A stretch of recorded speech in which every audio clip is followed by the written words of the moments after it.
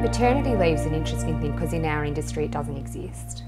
So you take off the amount of time that you can basically afford. And for some people it's, you know, such a small amount of time because that in often different parts of media that support isn't really there. For example, when I fell pregnant, my job finished up, and I know you've had friends that have felt the pressure to go back to work really early as well.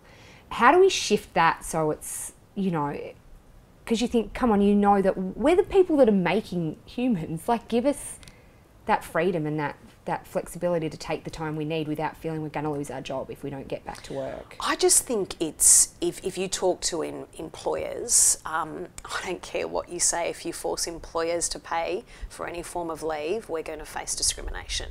Unfortunately, if you speak to, you know, a lot of people making certain statements have not run business before. And I think if we have government funded maternity leave or family leave, that's a much better situation to be in. You know, there's got to be some form of balance that we have. You know, I'm all for supporting the family, not just the female. Yeah. How wonderful to have your partner there to support you during those first crucial few months. Which you need, yeah. Which you absolutely need. You need that emotional and, you know, physical support of your partner.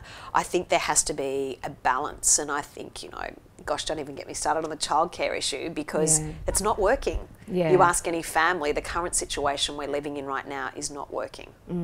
I don't understand why childcare is not tax deductible. Yeah, it's bloody expensive. I've just put my kid in and I'm It like, is. whoa, you're there from 8 until 8 at night now because it's so expensive. Yeah, and you get to a point where it's, you know, kind of financially ineffective for people to return to the workplace. Totally.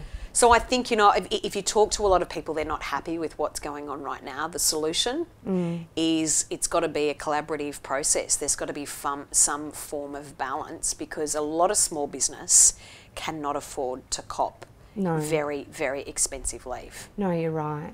But also, the industry we're in, it's very male dominated. Absolutely. And I'm not talking about our industry because it's not small business. Totally. Yeah.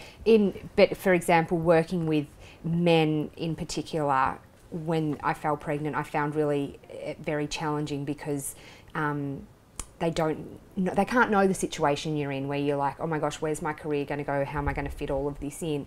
But it's also up to us, I think, to guide and teach them as well what is acceptable, you know, because they probably can't know what is needed.